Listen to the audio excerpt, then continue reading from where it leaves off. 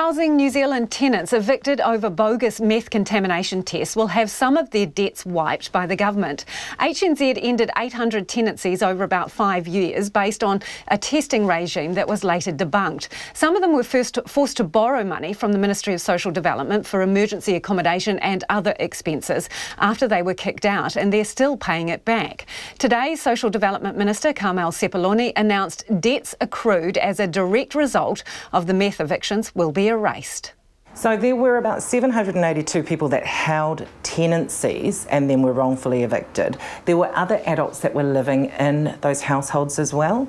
I think around about 1,300, but of that 1,300, we're talking about 900 of them have some debt with MSD that now we have to ascertain whether or not that was a result of the flawed methamphetamine policy that Housing New Zealand had at the time. Do you have a ballpark figure for the debt they're holding? Look, we know that the debt for those individuals equates to about 3.2 million, but not all of that debt would have been incurred as a result of the flawed policy of the time. And so now we have to work through this on a case-by-case basis. So what does that mean actually in practical terms? Are you literally going through a case? Literally ringing them. So starting today, MSD have identified those people and they are starting the proactive outreach to ring them and then to ascertain what their debt is, whether or not that was a result of the flawed Housing New Zealand policy, and where it was, we will be looking to wipe that debt. So some of that $3.2 odd million may not be associated with Absolutely. the meth evictions. That's right. So what's the criteria for deciding what is the cost that has been incurred as a result of the eviction? Sure, so I can't outline every individual case that will come about, but some examples might be that they had to get bond, that they had to get moving costs supported from MSD, that they had to get recoverable costs in those forms as a result of the eviction. So those are two examples where there could have been a direct impact on the debt that they have with MSD, and so that is the type of debt that we're looking at wiping.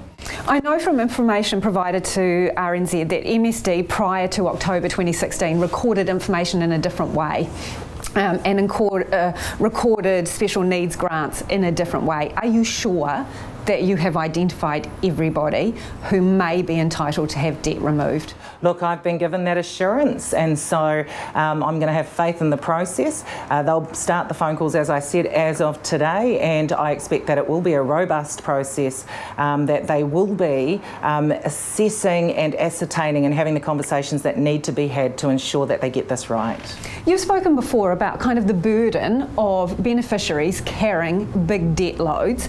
I mean, what would you say to these people who have had the stress of having debt, which isn't their fault?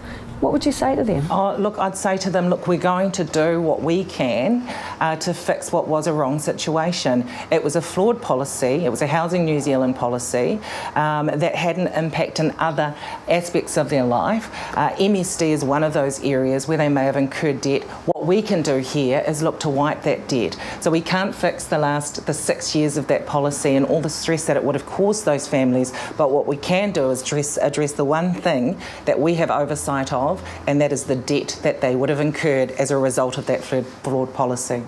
So Housing New Zealand announced compensation in September of last year, so that's more than 6 months ago now. Why has it taken so long to get this done? Oh, look, we've got to make sure that we get these things right. 6 months to some may not be seem ideal in terms of could it have been done sooner. The main thing is that we get this right. I think that 6 months to develop what we're going to do here in a plan of action is actually okay in terms of the announcements and everything that's been made, and so now we'll take the next few months to make those individual phone calls, and we should have this sorted by mid-year.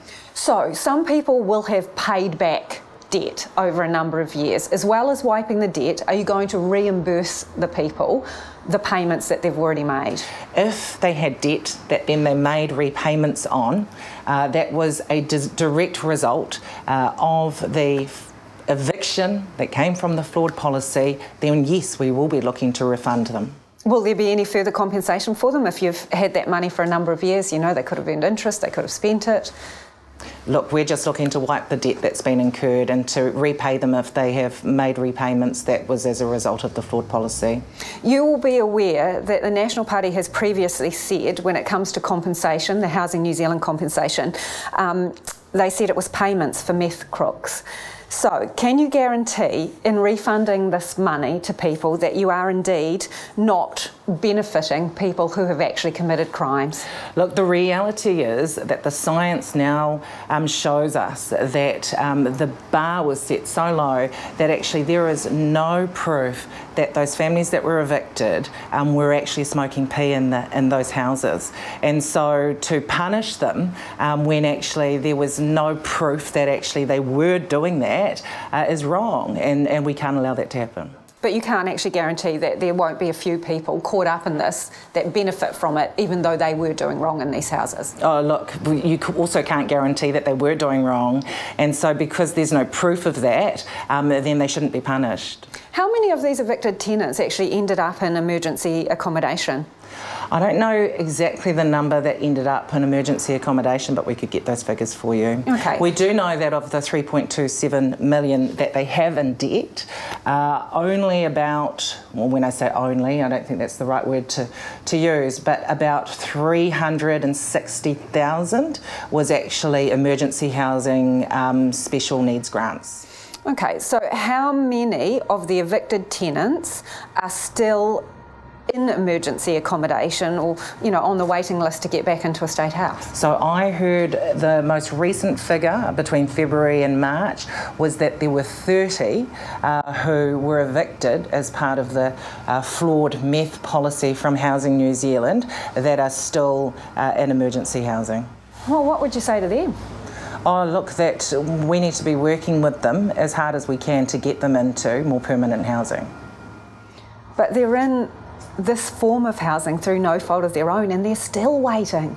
Look, Lisa, you know, as has been said before, when we came into government 17 months ago, we were facing a housing crisis. And so within the last 17 months, we haven't been able to meet the demand that we need to in this country. So we've got a lot of time to make up for, and we're doing the best that we can. You've talked about wiping debt before, not just in relation to people who have been evicted because of these bogus meth tests. In the lead up to the election, you said that debt was an incredible burden on beneficiaries and you believe that debt should be wiped.